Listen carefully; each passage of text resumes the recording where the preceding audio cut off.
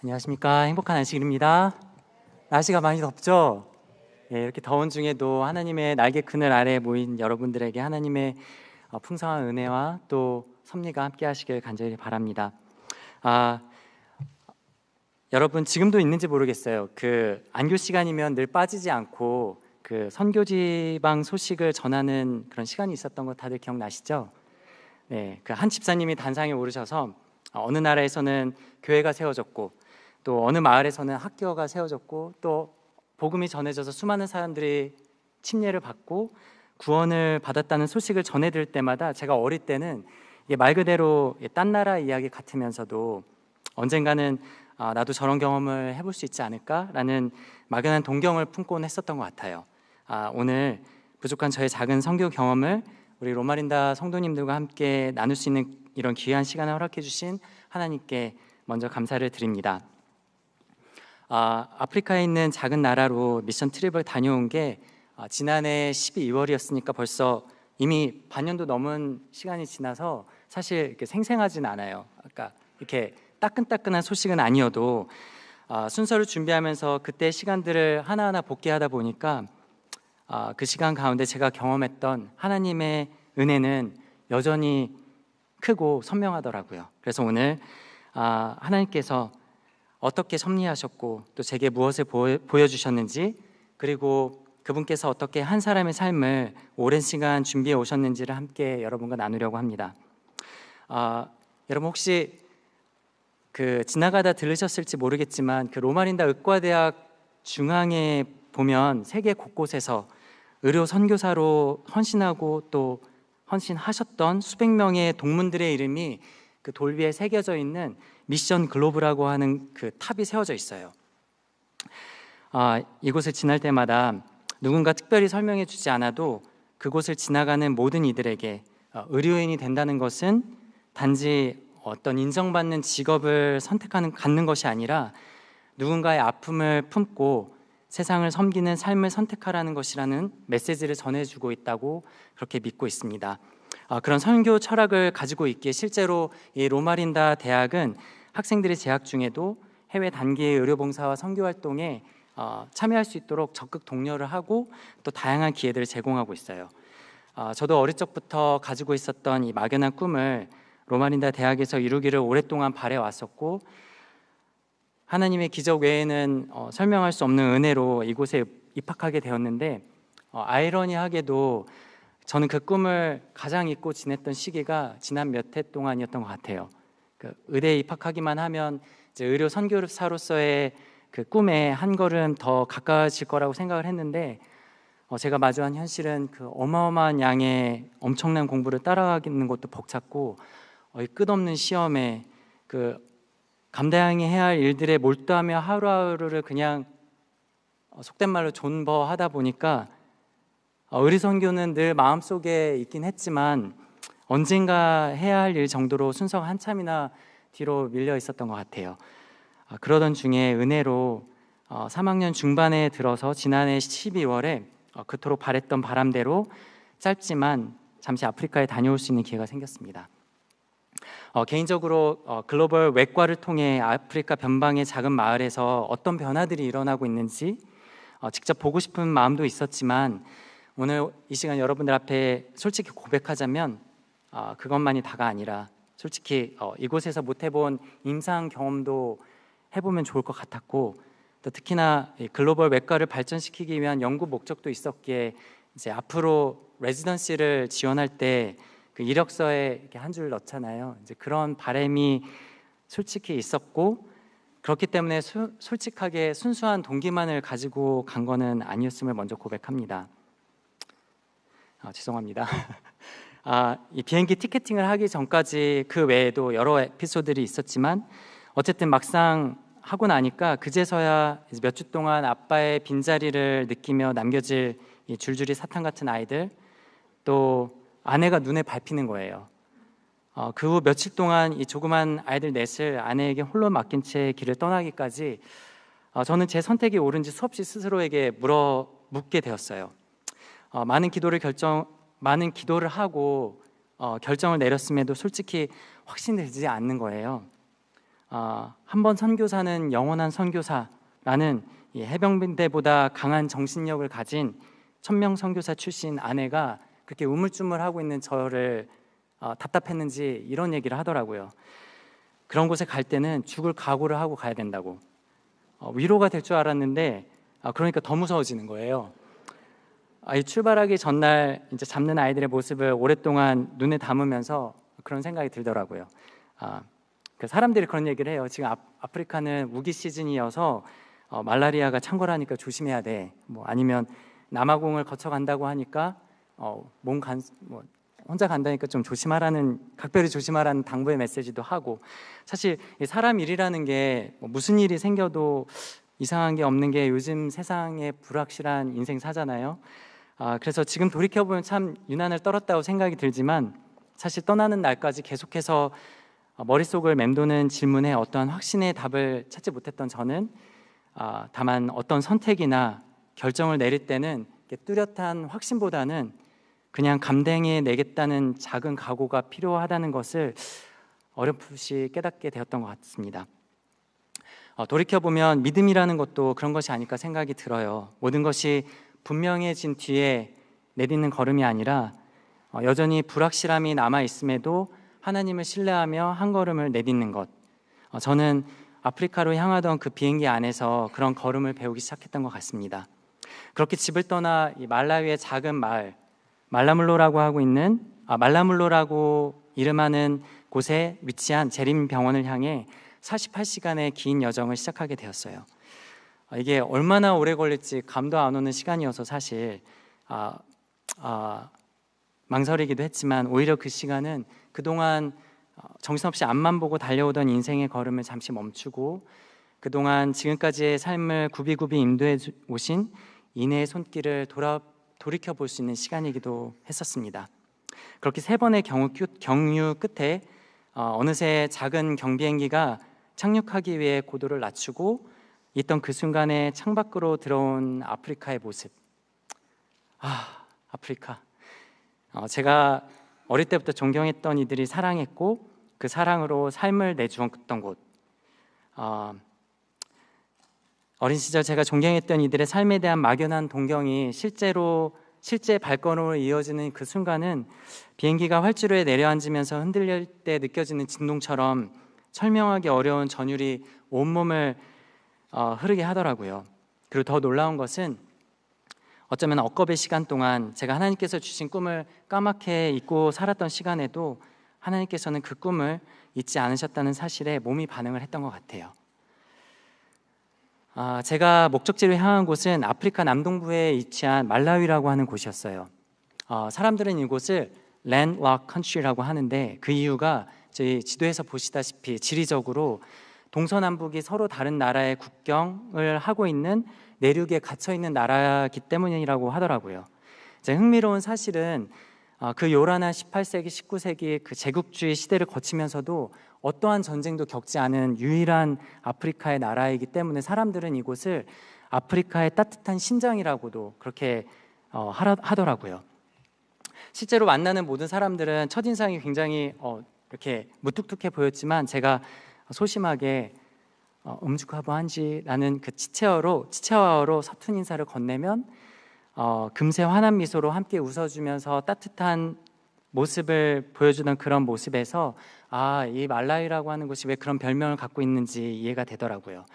하지만 동시에 아이러니하게도 이 너무나도 아름다운 별명을 가진 것과 다르게 이 여러 강대국들이 이 나라를 감히 탐하지 않았던 이유가 이곳은 아무것도 나올 게 없는 곳이라서 그랬다고 하더라고요.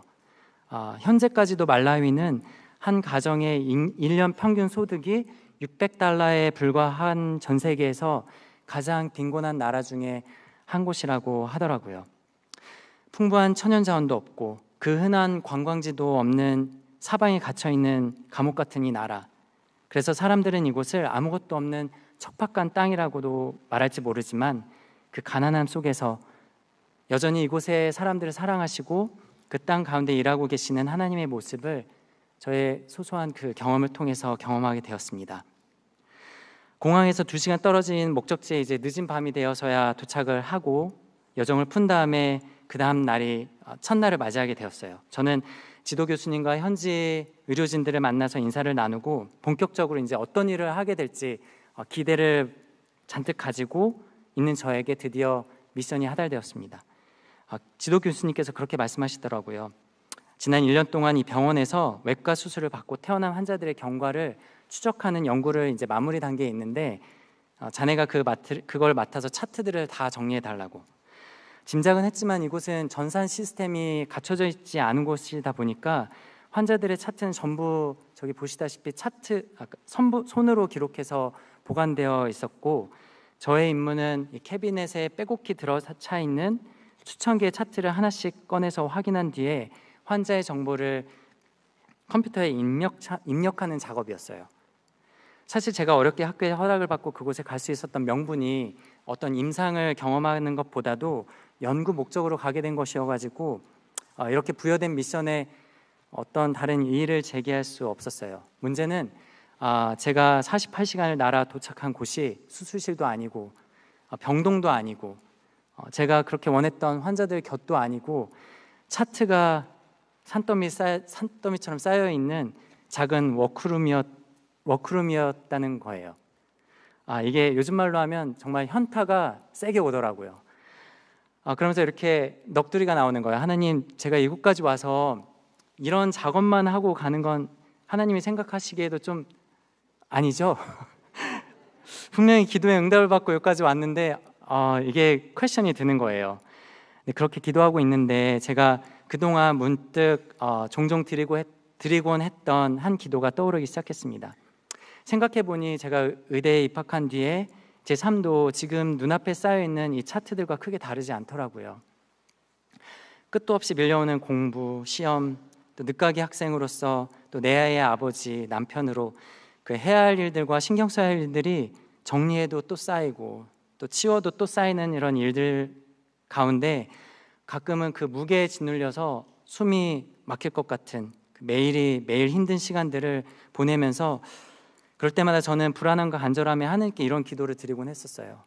하나님, 이렇게 사방이 우겨쌈을 당하는 것처럼 스트레스만 받다가 정작 시작도 못 해보고 끝나는 건 아니겠죠? 단 한 번만이라도 좋으니 주님의 일에 쓰임받을 수 있도록 도와주세요.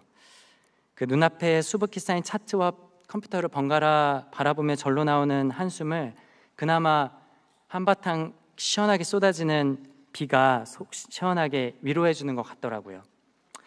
하나님, 솔직히 제가 이곳에 오게 된 동기가 순수하지만은 않았던 것 이미 알고 계셨죠? 죄송해요. 하지만 이제는 제가 무엇을 얻어가냐 보다 부디 이곳에서 어떤 일을 하든지 저의 경험이나 유익을 위해서가 아니라 이곳 말라위 사람들, 도움이 절실히 필요한 이들과 하나님께서 오래전 세우신 이곳 병원을 위해 한 번만 쓰임을 받을 수 있도록 길을 보여주세요 라는 기도를 드리게 되었습니다. 그 기도를 마치고 잠시 밖으로 나갔는데 신기하게도 조금까지 쏟아지던 폭우가 흔적도 없이 그쳤고 눈부신 햇살이 그 병원 마당을 비추고 있었습니다. 이곳은 겨울철이 우기여서 이렇게 비가 엄청나게 쏟아지기를 반복하더라고요. 하지만 그로 인해 전기나 물 공급이 불안정해서 필요한 수술을 시행하지 못할 때가 허다하다고 합니다. 계속되는 폭우로 제가 도착하기 이전 6일 동안 아무런 수술을 진행하지 못했다고 하더라고요. 그도 그럴 것이 이러한 열악한 환경은 수술을 위해 소독하려면 그 오토클레이브 머신을 사용해야 되는데 전력이 부족해서 현재까지 화면에서 보시는 것처럼 나무 장작을 사용해서 아궁이에 불을 지피는 형식으로 진행이 된다고 해요. 근데 이제 계속 비가 오면 나무가 젖으면 땔감의 역할을 못하게 되잖아요. 그러면 수술복은 물론 어떠한 기구도 소독이 불가능하다고 합니다. 이런 열악한 환경을 보면서 문득 그런 생각이 들었어요. 이러한 열악한 환경에 처해 있는 이 곳의 현실을 로마린다 동문들과 미국의 지역 교회들에게 알리면 어떨까? 그러면 분명히 도와줄 수 있는 사람들이 있지 않을까? 그러면 어떻게 할까 고민을 하다 보니 그동안 제가 해오던 거, 제가 아이들을 키우다 보니까 아이들의 영상을 많이 촬영을 하게 되잖아요. 그러다 보니까 영상을 제작하려고 그동안 갈고 닦았던 제어의 재능이 떠오르게 되었어요. 그래서 제가 바로 지도 교수님을 찾아가서 조심스럽게 이제 제안을 드렸죠. 제 제안을 묵묵히 들으시던 교수님의 표정에는 무언가 말로 설명할 수 없는 어떤 미소가 새어나오고 있었습니다. 그러면서 하시는 말씀이, 그거 알아요? 그동안 이 일을 위해 모든 병원 관계자들과 함께 기도해오고 있었다고. 이미 하나님께서 이 병원 사람들의 마음속에 오래전부터 심어두셨던 기도의 제목이었다는 것을 알게 되었고, 그 기도가 저의 기도와 맞닿아 있다는 사실을 비로소 알게 되자 저는 탄성밖에 나오지 않더라고요. 하나님께서 각기 다른 장소에서 각기 다른 사람들에게 같은 마음을 주시고 그것을 하나로 엮어 당신의 뜻을 이루어 가시는 모습을 보면서 저는 하나님은 정말 협력하여 선을 이루게 하시는 분이구나, 그리고 그게 하나님의 선하심임을 다시 한번 깨닫게 되었습니다. 그렇게 허락을 받고 나니까 갑자기 이제 모든 일에 가속도가 붙기 시작하는 거예요. 어딜 가나 빠르게 일 처리하는 그 한국인의 근성이 발동해가지고 아까 그 한숨만 나오던 그 산더미 같던 그 차트를 이틀 안에 다 끝내버리고 병원 곳곳, 수술실, 외래, 입원실을 카메라를 들고 다니면서 이곳에서 어떤 일이 일어나고 있는지 상세하게 기록하기 시작했습니다. 흥미로운 것은 이상하게도 모든 것이 다 맞아 떨어지는 거예요. 인터뷰를 해야 할 사람을 섭외하는 일도, 또 촬영할 장소도, 꼭 필요한 이야기들도, 심지어 영상의 나레이션과 음악을 구성하는 과정까지도 마치 누군가가 미리 준비해 두신 것처럼 그렇게 하나씩 착착 일이 진행되기 시작했던 거예요. 그래서 제가 이 프로젝트를 진행하면서 들었던 생각이, 저는 그냥 CP 정도였고 하나님이 직접 그 PD로 발벗고 나서셔서 감독하시는 프로젝트구나, 그런 생각이 확신이 들었던 것 같습니다. 여기 보시는 장면이 이제 그 담은 장면들인데요. 그 영상으로 기록하면서 알게 된 사실은, 사실 이때 말라몰로 재림병원은 매우 재정적으로 절실한 필요를 가지고 있었어요. 보시다시피 얼마 전에 새로운 병동이 완공되었는데 이 가동을 위한 재정이 확보되지 못해가지고 사용하지 못한 채 그대로 방치되고 있는 거예요. 아프리카에서도 손꼽힐 만큼 현대적으로 지어진 시설이었지만 운영을 위해 필요한 10억이 넘는 재정이 마련되지 않아서 빈 건물로 남아있는 이곳의 모습을 영상으로 담으면서 솔직히 제 머리로는 이 상상이 안 되는 이 10억이라고 하는 그 금액이 사실 기대하기는 너무 큰 액수더라고요. 그저 하나님, 이 영상이 정말 주님의 뜻 안에 있다면 주님께서 꼭 사용해 주세요. 그런 영상과 함께 그 기도만 아프리카에 남겨둔 채 저는 다시 제자리로 돌아오게 되었습니다. 시간이 없어서 빨리 돌릴게요. 지난해 3월 말이었어요. 그 해마다 열리는 로마린다 의과대학 동문 모임에 참석하셨던 저의 멘토 교수님이 저에게 이렇게 메시지를 남겨주셨어요. 영형군, 자네 소식 들었나? 현재 말라몰로 재림병원 후원금이 거의 다 모금이 되었다 하더군. 그래서 저는 그 메시지를 보고 이게 믿겨지지가 않는 거예요. 그래서 나중에 저를 지도해 주셨던 그 현지 지도 교수님께 직접 연락을 확인했을 때 저렇게 다음과 같이 문자를 보내주셨습니다. 그 보내주신 답장에 보면 현재까지 모금된 금액이 3월 초였거든요. 그러니까 1월에 제가 그 영상을 제작하고 불과 2달 만에 55만 불이라고 하는 어마어마한 액수가 모금이 되었던 거예요. 저는 이 순간도 이렇게 고백할 수밖에 없습니다. 언제나 하나님께서 하시는 일은 우리의 계산보다 크고 우리의 기대보다 더 놀랍다는 것을 말입니다. 끝으로 오늘 간증을 마무리하면서, 사실 하나님께서 그 말라의 작은 병원에서 제 마음을 크게 흔드신 것은 새로 지은 병원 건물도 아니고 모금된 후원금도 또는 제작된 영상도 아니라 한 여인이었어요. 그 천공으로 인해서 응급수술을 급하게 받고 회복실에서 치료를 받고 있던 환자분이셨는데요. 이 중증도가 너무 심해서 며칠 동안 의식을 찾지 못하는 안타까운 상황이었습니다. 어느 날 새벽 밤사이 경과를 확인하기 위해 그분의 회복실을 찾았을 때 마침 그날 의식을 회복한 그분이 저를 바라보시면서 힘겹게 입을 여시면서 하신 말씀이, 너무 목이 말라요. 물 좀 주세요. 그분의 간절한 눈빛을 보는 그 순간 제 마음속에는 그 십자가 위에서 예수님께서 하셨던 말씀이 떠올랐어요. 내가 목마르다. 그 환자분의 앙상한 몸과 병으로 지쳐있는 모습, 그리고 삶의 무게에 눌려 고통받는 모습을 바라보면서 저는 문득 이런 생각이 들었어요. 예수님, 어쩌면 제가 지금 이분 안에서 당신의 모습을 보고 있는 건가요? 말라위에서 만난 수많은 사람들은 가난했고 아팠고 또 지쳐 있었습니다. 어떤 이들은 병 때문에, 어떤 이들은 가난 때문에, 어떤 이들은 세상에서 잊혀진 채 그렇게 살아가고 있었어요. 그런데 하나님께서 그들의 모습 속에서 저를 통해 저는 십자가에 달리신 그리스도를 보게 하시더라고요. 지극히 작은 자 하나에게 한 것이 곧 내게 한 것이니라 라는 그 말씀이 말라위를 다녀온 이후에 이전과는 전혀 다르게 들리기 시작했습니다. 저는 말라위에 가서 무언가 특별한 일을 하고 돌아온 것이 아님을 다시 한번 고백합니다. 오히려 하나님께서는 누군가의 눈물을 닦아주고 누군가의 고통 곁에 함께 서주고 예수님께 받은 사랑을 다시 그분께 돌려드리는 삶이 무엇인지를 아주 조금 그렇게 배우게 하셨던 것 같아요. 가서 그들의 눈물을 닦아주어라.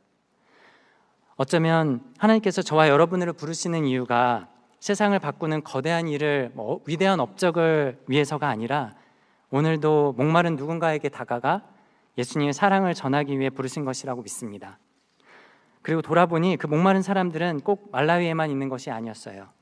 진부하게 들릴지 모르겠지만 우리 가정에도, 우리 교회에도, 직장과 학교에도 위로가 필요한 사람들, 사랑이 필요한 사람들, 그리고 저와 여러분들의 손길을 기다리고 있는 사람들이 있다는 것을 다시 한번 이 자리에서 고백합니다. 바라기는 우리 모두가 하나님께 받은 사랑을 흘려보내는 통로가 되어서 오늘 누군가의 눈물을 닦아주고 누군가의 빛이 되어주는 삶을 살아가기를 소망하며 오늘 부족한 저의 작은 간증을 마치도록 하겠습니다. 감사합니다.